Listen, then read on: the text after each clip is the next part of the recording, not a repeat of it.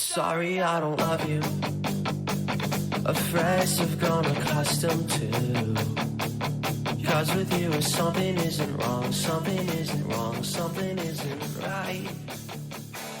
I wish you could be happy. Hey everyone, welcome to Geekdom is back this week, and we are talking all about Facebook today with a brand new guest, Jake Bryant. Jake, how are you doing? I am doing wonderful. How are you? I'm doing well, and why don't you go ahead and introduce yourself to our listeners since this is your first time on the podcast. I know you do quite a few different things. Yeah. I think I realized today that I'm one of those people that's like a jack of all trades now, and I never really considered myself that, but it's a weird sort of turn of events in my life. But my name's Jake Bryant. I am a serial entrepreneur. An audio engineer. I'm a designer. I'm in a band called Cinema Century. I'm the singer and the songwriter for that band. And I've done a lot of cool things in the past few years, like touring with bands like Sleeping with Sirens, We Came as Romans, The Devil Wears Prada. I went on Soundwave and played with bands like Jimmy Eat World, Panic at the Disco, and some pretty cool stuff like that. I was signed to Rise Records with my previous band, and I guess I really am becoming a jack of all trades, so to speak.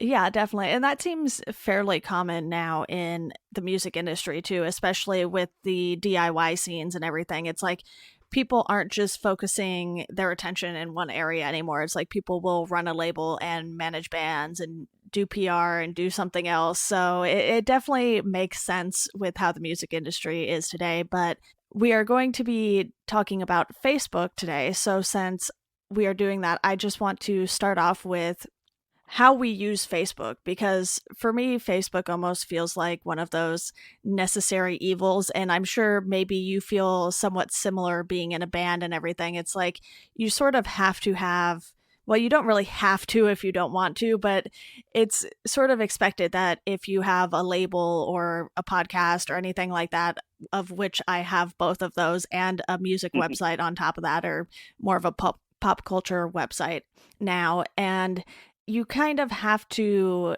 not neglect Facebook just yet, in my opinion. And I mostly use Facebook, one, to post on all of those pages. I think yesterday was the first time I had posted on my personal Facebook page in quite a while, because I just haven't felt super inclined to do that lately. But this podcast is actually now available on Spotify, and that's the reason I posted to my personal Facebook account. Nice. So I usually just use my Facebook account to message people, post to the pages that I manage, and post in groups that I'm a part of. What is your experience like with, or relationship with Facebook like right now? With Facebook specifically, I feel like I have a lot of thoughts on how how awful it is. I grew up in the MySpace era, so I think I see it even more clearly how awful Facebook is, because I lived in a time of social networking that was beautiful and a little crazy and messy, but it was much more interesting and much more about art. Most people that I know who are in bands, I hear them say all the time, if I wasn't in a band, I wouldn't even have social media. Right.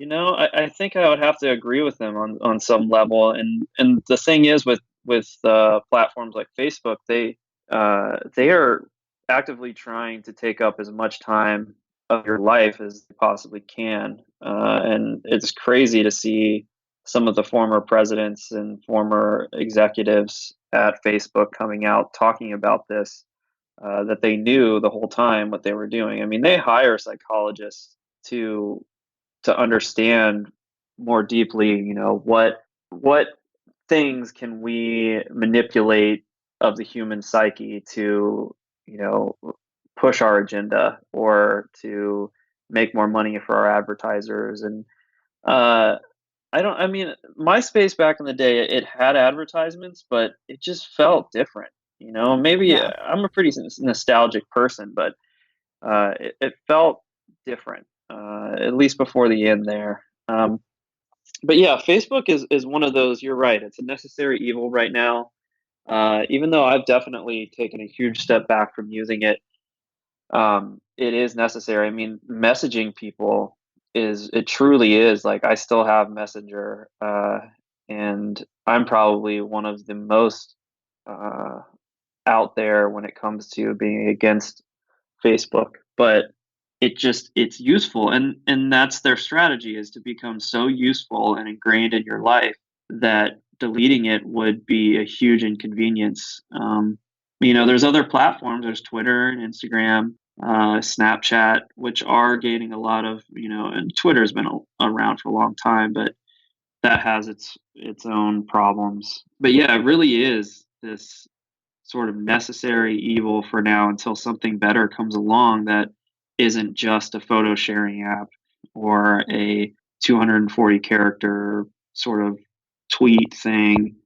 Facebook is really the only one that is a robust social network. Yeah, Facebook is definitely the most multi-purpose one as far as the rest of those go, because Instagram obviously specializes in photos, and Twitter, you have the limited amount of space to work with. And even though they bumped it up recently, it's, still fairly small in comparison to the novels you see people writing on Facebook and everything like that. But for me, I actually deleted the Facebook app off of my phone because it felt like it was just like eating the battery pretty much. And Oh I do yeah, have Messenger on my home screen, but I recently moved some stuff over to Slack. So I might not even totally need Facebook Messenger on at least my homepage on my phone. So I'm sure, my home screen there will be getting a redo sometime here in the yeah, near future. So it's one of those things where at times it's really useful. Like just having the Messenger app alone, it wasn't nearly as bad as doing stuff through the Facebook app. But even the Pages app, the Page Manager app, I'm just like, why does this exist? Why not just let me sort of do these things in one app if I really want to? Because when you're on Facebook on the web, it's like everything's just right there. But on your phone or iPad or what have you, it's like you have three different apps for these things, and it's a yeah. bit much for the mobile experience in my opinion. And I don't know if I will totally give up Facebook anytime soon because, like I mentioned, I have the podcast, I have the website and the record label and everything, and I have pages for that. And I have other pages that I technically manage too because I work as an editor for a Spider Man website, and all of their websites are on Facebook. So I can't really just abandon Facebook because I have like a responsibility to that company to keep posting on the site's Facebook page and everything like that. So, Totally. yeah, it's definitely a necessary evil type of thing. And Well, how I have a question for you. How well does Facebook work for all those companies? Do you feel frustrated with the way that, I mean, here's a frustration of mine, and you let me know if it's the same frustration for you. I think one of the grossest things that Facebook does, especially for bands who are notoriously extremely broke. I mean, broke artists.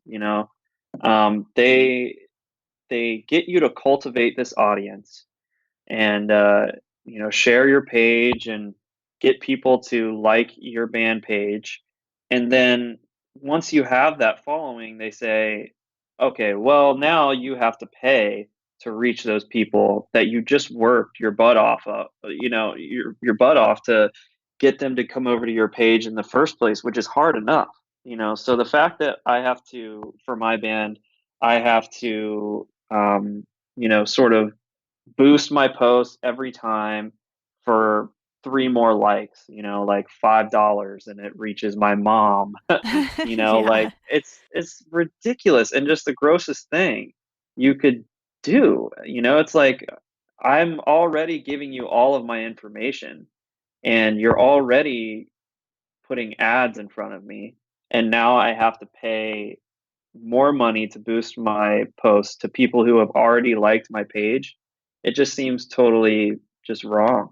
Yeah, I definitely agree with you. And I don't think I've really given Facebook too terribly much money because after doing, the first few $5 to $10 ads on Facebook and whatnot to boost the posts and everything, it's like, okay, is this even worth, one, my money, and two, my time to go in there and set everything up with, the demographic information and everything so that you're actually Yeah. hitting the targets you want to hit. And so my solution for that really was to, especially for the record label, I just talked to the bands, and Elephant Jake, one of the bands I've more recently worked with, they've been great with this. I'm like, okay, guys, I'm going to post it to the label Facebook page around this time. If you guys share that post, more people will see it because they'll be like, oh, these accounts all shared this same post. And I've noticed that things like that tend to get more attention on the newsfeed without having to put a bunch of money into it. And the band has done their own promotion because I don't go around telling bands like, oh, hey, you can't do this. And if they want to spend their own money on that, that is totally their decision. But for me, it was just something I gave up on fairly quickly. And, the podcast, it maybe only has 50 likes on Facebook or something. I don't even know what the actual number is. So it never really reaches too many people. But the thing is, when I have guests on, they'll usually share the post or at least share the same link so that it's creating that same effect in the newsfeed. And that's something that's helpful because then, their friends and family are seeing it as well. And if they like it, it gives it that little extra boost. So it's more about how you can get people to engage with your posts. And I think just getting that engagement and having a few people share the post is way better than paying to boost a post. So if you have people you can ask even to just, share the post for you, whether it's, like you said, your mom or something like that, just getting anyone to share it, I think it helps with the algorithm in the newsfeed and everything. But then it's like, who really knows how any of these algorithms work? Because sometimes on Instagram, I'm like, didn't I just see this? Or I'll see something and it's like, hey, check out the show tonight. And I get all excited. And then I see that the post was from like a week ago. And I'm like, this isn't helpful at all, Instagram. Yeah, it's a total mess when it comes to the algorithms. I think that as much as they are necessary, because they've actually seen a huge boost in their engagement. I mean, when you think about it, people add so many friends, and then there's apps that are coming out now that are like, we have a chronological feed. It's like, okay, well that will be cool for like a few months or a year, but you're going to fall into the same exact problem that these other platforms have. And I'm working on a solution actually.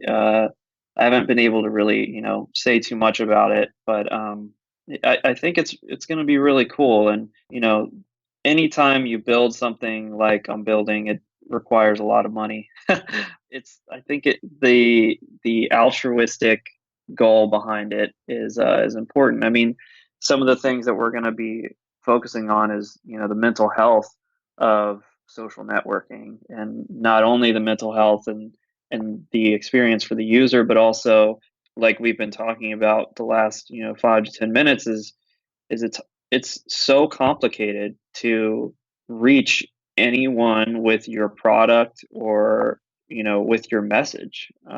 You have to spend all this money to boost your post, or you have to do all this legwork. Social networking is supposed to make a business's job easier, but lately it's been getting harder and harder, and you have to use so many apps. I mean, you have to build a Squarespace website, and that's a cost, and it costs monthly or annually. And then not only that, but then you have to try and well, first off, you have to buy, the domain name. You have to set up the Squarespace site. You have to figure out how to make a good Squarespace site, which is not as easy as they make it sound. And then okay, let's say you have this really cool domain and you have this awesome website. Okay, well, 0 people are on there. You have to do the legwork of, okay, now I have to make people migrate from their organic experience of being on Facebook and scrolling through, and then having them click on a link. Sometimes it just opens up Facebook's web browser that is like not really a web browser. And if you swipe out the wrong way, you're totally out of the website. Nobody's coming back there. It's the same thing for Instagram. Instagram's worse. I mean, you have to get people to, say link in bio. They have to read that. Then they Yeah. have to go over to your Instagram and, go to your profile, then click on a link, and then it brings it up in the Instagram web browser, which is not, once again, not a full browser. It's their Right. little browser. And, let's say you're selling a product, then you're making that person do all of those steps just to get to your website. And then let's say now that they're on your website, you have these products that you want to sell. They have to click on that product, they have to buy it. And the way they have to buy it, of course, is put in all this information that they, let's say they buy 3 products that day. They have to put in their information for every website. And let's say, oops, I swiped the wrong way on the Instagram web browser, and then it totally disappears. So that person is now going to say, do I really want it that bad? And I'm not saying that, these platforms don't work. Obviously they do, but I think that there's there's a void there that needs to be filled for both businesses and users. And I just think that most platforms don't think that it's possible to have this mutually beneficial situation. It feels like they are thinking it only has to be gross to advertise. It only has to be shoved down people's throats. And I think I have, some cool ideas on how to make it both beneficial for the user and for the business that's promoting the product. But one thing is for sure, people people should have the freedom to see what they want to see when they want to see it. And I think that not only that, there's 2 major problems I think with the platforms right now, and that's they can't see what they want to see when they want to see it, and their information's not secure. Yeah, and one of the things too is you get all these likes on your pages and everything like that, and then you go see how many people a post has reached, and oftentimes it's like 1% of the people who Hmm. like the page or something like that. And it's really frustrating that you've put all of this work into it. And I know on Instagram, there's a workaround because you can get notifications when someone puts up a new post. But it's like recently I was at WonderCon, and so I grabbed business cards for a bunch of the artists whose work I enjoyed. And it's like, I'm not going to go get notifications for the hundreds of people I follow because my phone would just be blowing up nonstop with Instagram post notifications. And I'm not going to be checking Instagram every minute of the day. Hmm. Exactly. And that's the thing, is where it comes into that's where it becomes an even bigger mental health issue. Because I mean, there's been studies out there that have conclusively said that people who are on Facebook are more depressed, or people who are on social media at all more often are usually more depressed. And I think that there's a reason for that. And I think it's just a huge, huge wound in our society right now. I mean, for example, my little brother just through sort of his first crisis as a teenager.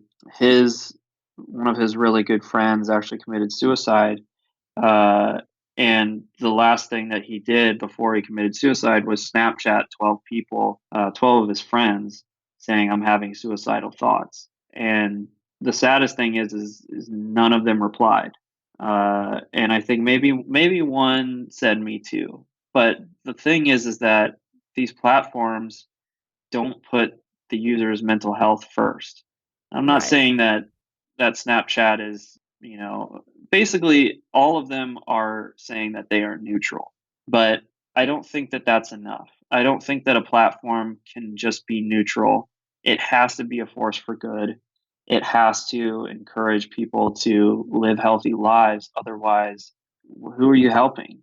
I mean, you look at Twitter, and Twitter's whole platform is built on people jumping into other people's conversations. And that's not how society works. Like, if you don't trust someone, and all of the conversation is public, you're not acting the same as you would in real life. And I think that that's why you see the community of Twitter just completely tanking right now. I mean, there anytime you tweet something, there is some random person you've never met with 25 followers saying that you're a Nazi or that you're, I don't know, just whatever hot button issue you decide to take on that day or they decide to take on that day. And also the insane availability of your profile on Twitter. I've at my church, they have had some teens actually within the youth group, creating these fake Twitter accounts and blowing up this other teen in the youth group's Twitter account, calling them like awful names. And um, I'm just like, man, there should be a better, more secure way for you to say, I don't want people to contact me that I don't want to contact me. Right. And I know that you can always put your profile as private, um, but I believe that they can still mention you on Twitter. And I just think that Twitter is just it's just not good. And not only Twitter, but comments in general. I mean, can you name one time where comments truly and I'm asking, you know, for your honest opinion. I mean, have you ever had a comment do anything but be just okay? Like, has it really helped your life to have comments? I mean, comments to me anyway, comments have always just been superficial. They're appreciated, but I would much rather get a message from someone than a comment. And Right. comments seem to be the the foundation of cyberbullying and arguments. Yeah, personally, comments, especially on websites, is just something it's just something I don't enjoy at all because people get a little crazy in the comments. It's like you write something about sports, and no matter what you write, if it's good, if it's not, whatever, someone is going to not like it. And it's one of those things where, I'm part of the Chorus forums, the Chorus FM forums, and I kind of stay away from the music forums. Not going to lie, I do not go to the Chorus FM forums for the music forum, which is probably why a lot of people go there. But I'll be in, the comic book thread or the movie thread or more of the pop culture stuff that doesn't involve music or sports, because it seems like fans of music and sports teams can be some of the most intense fans. And even though I love music and various sports, it's like I don't get that aspect of the fan culture at all. I'm like, why are you guys being this crazy about this stuff? Because in the end, like, it doesn't matter. It One doesn't. team You're has to right. win the NBA finals, and all of Right. those other teams' fans aren't going to get to celebrate. Like, this happens every year. It's nothing new. Yeah. Yeah. Totally. And I mean, you think about it, especially the politics. I mean, when it gets to politics, it's truly comments to me, in my opinion, are the worst form of communication that human beings have ever created. I mean, you think about it when let's say that me and my friend were hanging out and we were in front of a ton of people and they were all listening to us talk. And I say, "Oh, dude, you really smell today." He's going to be like, "F you, dude. Why would you say that in front of all these people?" You know? And that's what a comment is, because all these people can see that person's shame. And that's the quickest way for someone to immediately get offensive and defensive and to completely turn off their brain from thinking. And they're just trying to save face rather than hear you out. Now, let's take that situation a different way and say that me and my friend were just sitting and hanging out and nobody was there. I said, "Hey man, you kind of smell today." He'd probably be like, "Oh, yeah, I probably need to take a shower, huh?" And that would be the end of it. And the problem is when you take that to a more serious topic like abortion or whatever insane topic that we have going on in the world today, how many people's minds have truly been changed through comments? Zero. I can honestly guess zero. And I would bet a lot of money on that. I think that people's minds are changed through conversation with people that they trust or people that are willing to sort of be vulnerable within a message rather than in comments they're just there for the audience. Yeah, plus the fact that Facebook owns Instagram now too. I feel like that's something where there can be a lot of speculation surrounding those two platforms, because then you can go down that rabbit hole of, well, what would Instagram be like today if Facebook didn't own them? What if, Apple owned them, or Google, or some other tech company, or maybe what if they never sold in the first place? And that is something that people could probably speculate about all day long. And it's just one of those things too where social media has sort of fostered this expectation that people are going to respond right away to any message you send, whether it's a text, a Facebook message, a tweet, or, like you said, your brother's friend's Snapchat.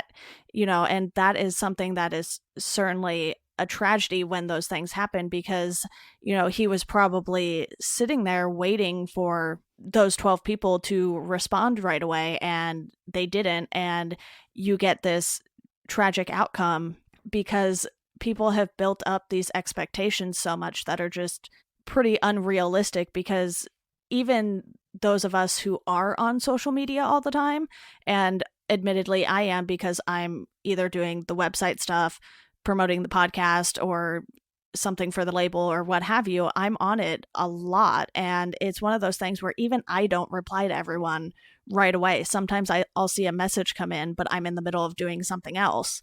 So I wait and I respond when I'm done with whatever I'm in the middle of. And for some people, that is not a fast enough response. And I'll say that, a lot of my friends are really good at not expecting responses right away. But I feel like as we've gotten older, that's something that's sort of like, okay, maybe we don't need to be, this plugged in all the time. And even if we are, we don't need to respond to everything a second after it's sent to us.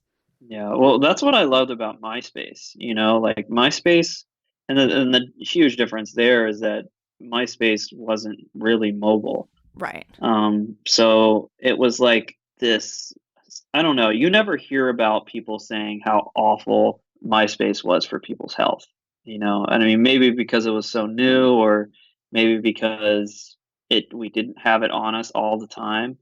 But there was something special about MySpace, and I think it's completely missing right now, from the current landscape. I mean, the fact that Facebook is Facebook literally still looks like it's like 2008. I'm just like, it's still blue and white boxes. Yeah. And I think there is something special to being able to express yourself. And yeah, I mean, Instagram and Facebook being connected, it sucks. It sucks really bad because Instagram before Facebook owned it, it was incredible. It really was incredible. It was a phenomenon. Like people were. I mean, it was the biggest app ever, and it's such a simple idea, but sometimes that's all that it needs to be for people to be able to express themselves. And I think just the pure mental health of what's going on is really the thing that worries me. I mean, we have got to strike a better balance, and I don't think it's just using it less. I think that's like saying I just have to do less cocaine. It's not like, I you have to find a healthy alternative altogether. Eating less McDonald's is good, but it doesn't fix it if it's still something that you have to eat on a weekly basis. So I think there needs to be a healthier alternative out there. I think that healthier alternative can also be more beneficial. I mean, you look at Chipotle, compared to McDonald's, Chipotle is an amazing alternative. I mean, their tagline is food with integrity, and yet you get more food for the same amount of money and it's healthier for you. I just think that that's anything's possible. You know, if like Elon Musk is doing all that he's doing and he's like this you know, inspiring guy who seems to be completely honest and altruistic with his goals and has always been able to create a business that is good for the world while also being good for people and good for business. I think, you know, there has to be a way for these social media outlets to be better for us and not just using us. Yeah, and before we wrap things up here, there are a couple specific things that I want to mention here. I recently listened to the DigiDay podcast, and Recode's Kara Swisher was on to talk about how Facebook only pretends to care about the media.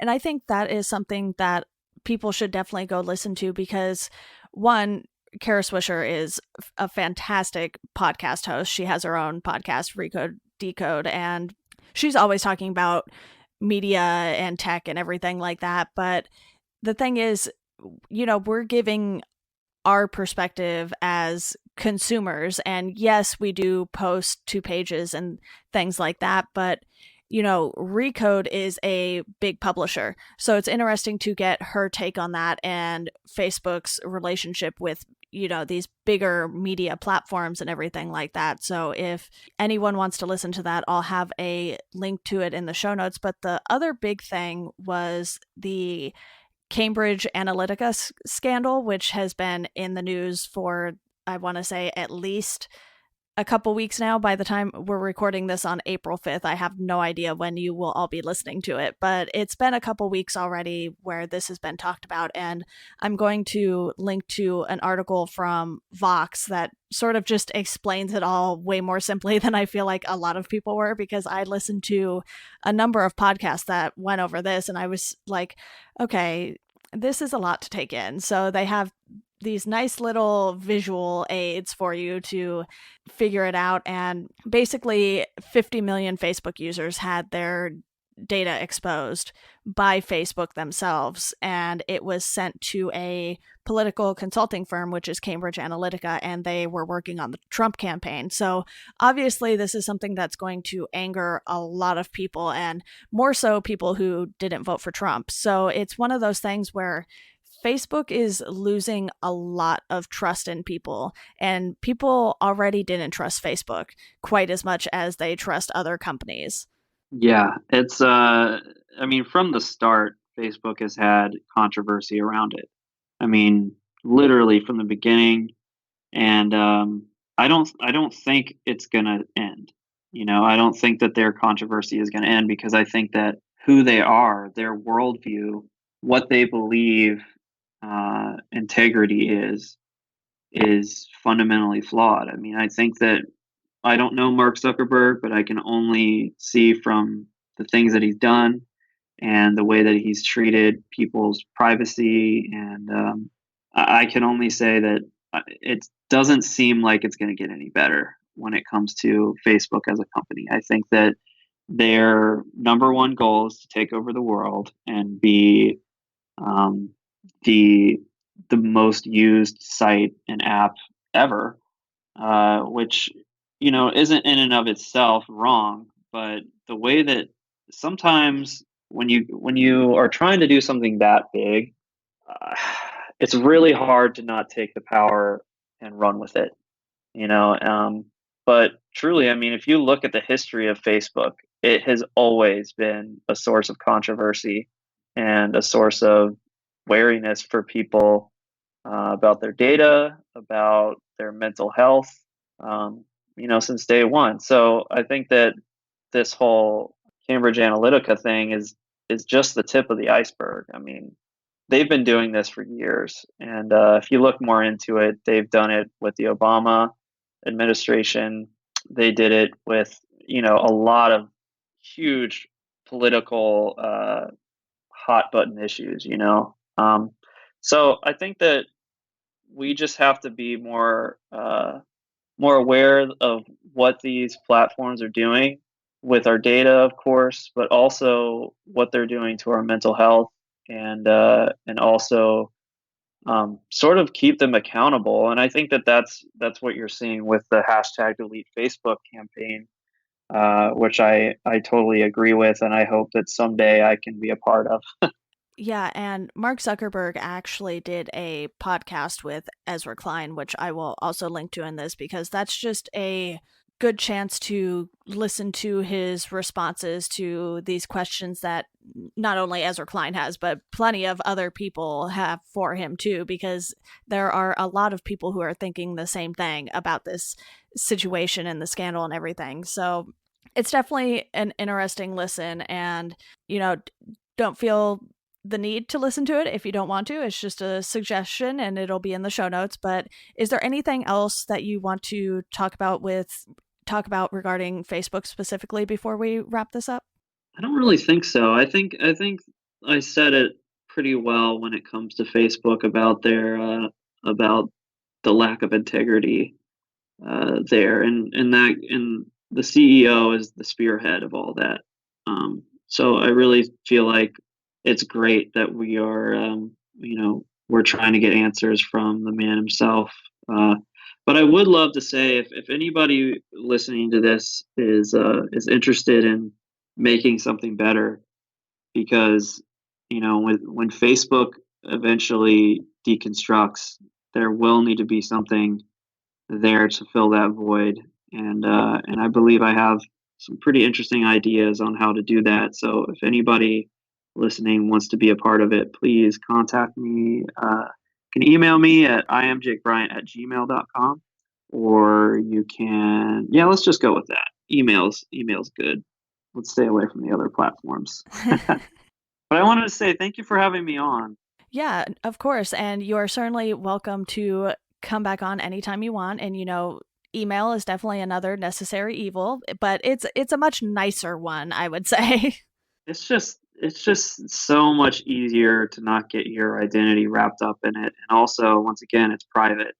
And I think that that's a huge thing, that going back to the comments. But yeah, hopefully next time I'm on, I'll have something more substantial as far as concrete things that I can disclose about what I'm working on. But I think that you're really gonna like it. I'll actually after we get off the call, I'll send you some stuff, and see what you think.